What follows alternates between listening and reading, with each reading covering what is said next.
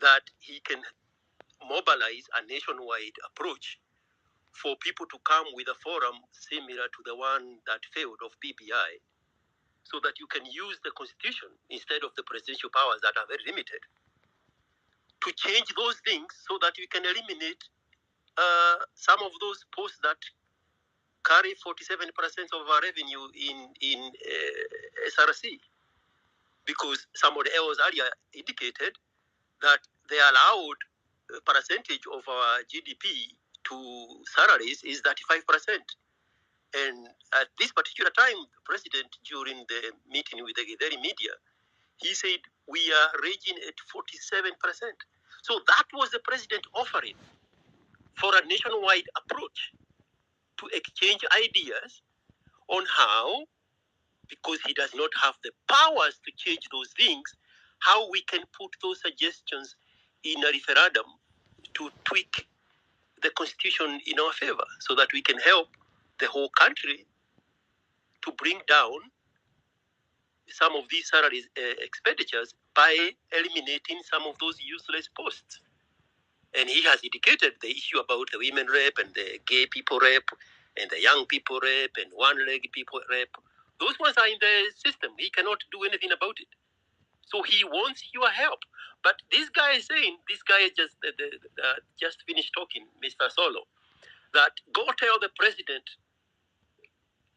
he needs to listen to us. We are the one who has put him in position. And then when the president offers that, they say, oh, no, we are not going to talk to you.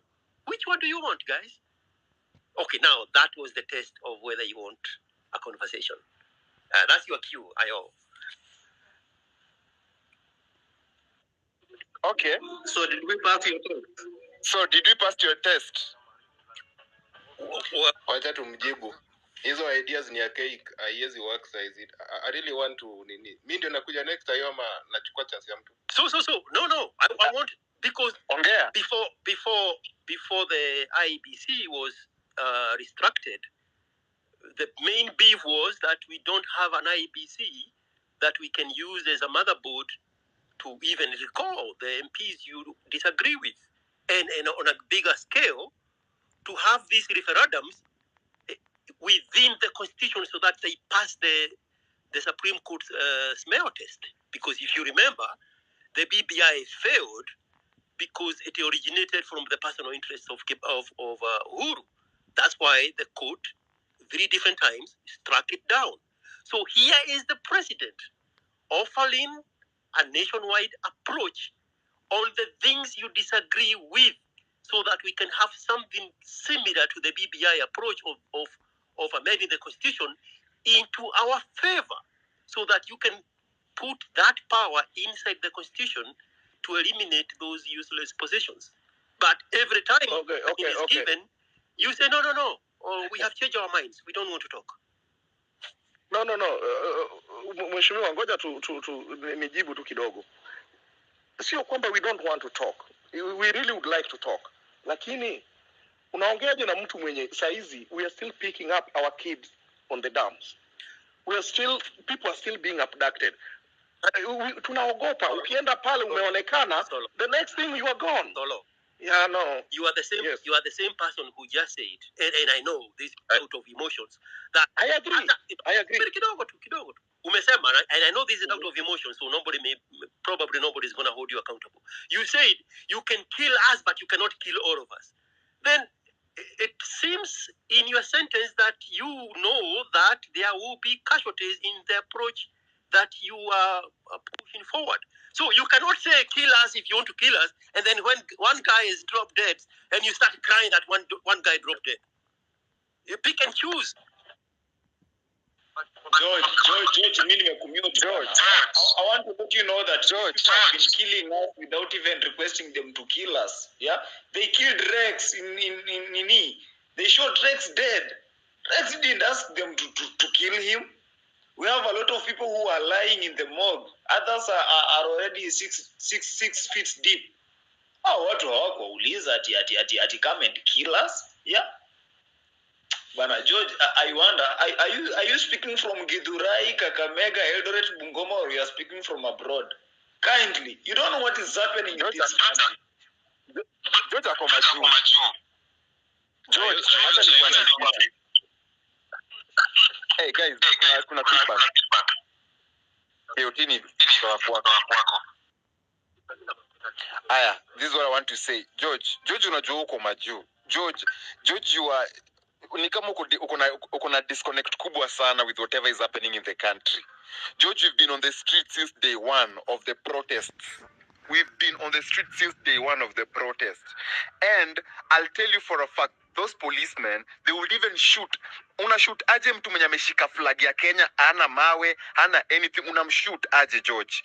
And you want to say that you were provoking the police? Or what are you trying to say, George, to be honest? You miss sikuelewi kabisa, George.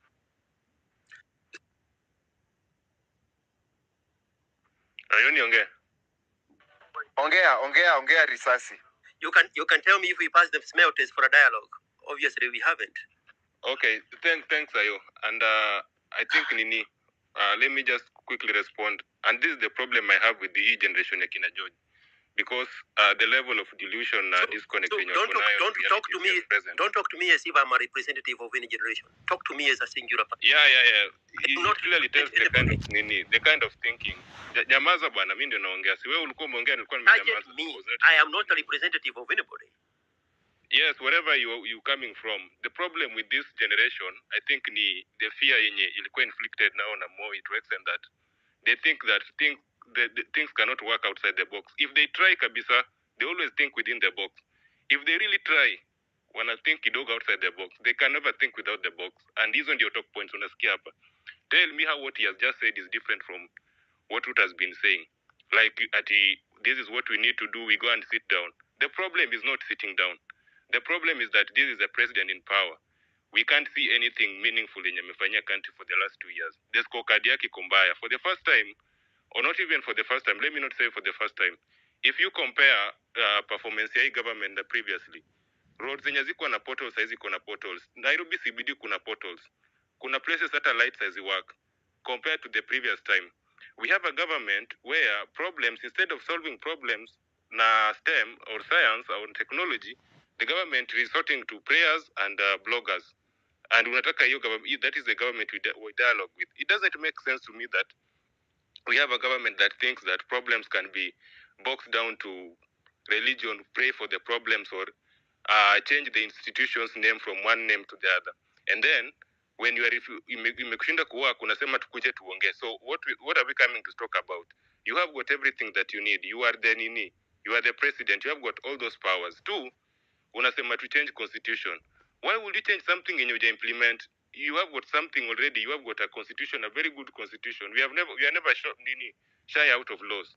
We have got very good laws. You just need to read your constitution. And even the institutions you have. Why would you change something that you have not implemented? See, you implement it fully. And once you implement it, now when it come my work is when you make adjustments. This is the kind of thinking amazes me now, this kind of generation. I don't know how they think, honestly. Like, there are people who, we to them, there's lines, structures that has been put in place that we check. If it doesn't work, then we go back to the traditional way of doing things. And clearly, Carrington said upper that we need to change the political class, and that is the problem. We need to do away with this political class because they have not been useful. They are not been useful. Kabisa. Two, way forward. I think talking about the Ruta may constitute IBC. That is immaterial. You cannot constitute a body yenye unataka iheld credible election that if it's held imetengeneza election imekuwa credible will automatically send you home. I don't think kama mtu mwenye ni mjanja atafanya hivyo.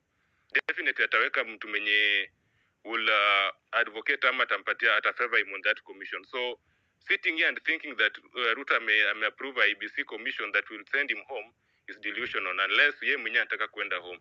So what can we do going forward? I think one of the things that we should start thinking about now I've been saying this now and again. We should think about, first of all, we push for automatic enrollment kwa voters register once umekuwa na ID. That is one of the things that we should really push out because it makes sense to me if my primary key ama my unique key kwa election ni ID card and you are still asking me to register. Napata hiyo ID and still naenda na register for an electoral card ama ni register to be on the register. If the ID is the identifier, then it means once I have ID, I should be able to vote directly. If that cannot happen between now and the 2 years that we have, then what we should be really pushing ahead ni nasikia wanasema 17 million. Let's try to mass register au dini watu wenye wajaregister kama voters, please make sure that tumeregister kama voters, and at some point let's make your registration as voters to be trending, like ikuwe something fashionable vile protest was some weeks ago. Like it was very very fashionable to protest. So if we can make registration of voting ikuwe fashionable vile ilikuwa hivyo, then I think we can increase our numbers massively. Tukipata 17 million, it will give us an edge over Ruto, because one thing we need to do, tukienda hiyo election, margin ikuwe kubwa. If the margin is big, it will be very hard for him to rig. Trust me, it will be very hard for him to rig. And then we need to do a crowdsourced tallying center.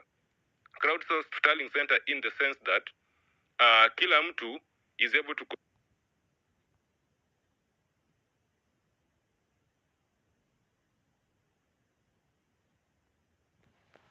Is that, guys?